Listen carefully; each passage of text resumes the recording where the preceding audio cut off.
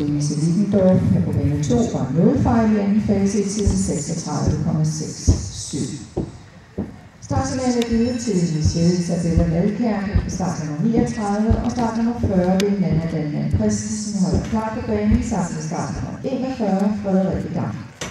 Start nummer 42 ved Jonas Kjærgaard holder klar på opvarmning. Der er givet startsignalet til Katrine Jensen.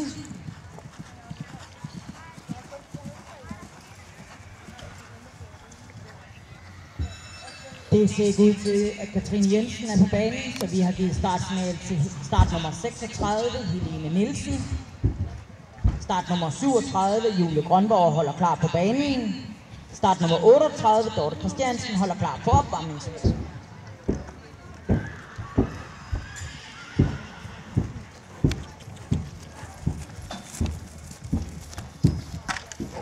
Hvorfor? Det var 2 fejl på tid i time 79,09 til Annette Schmidt.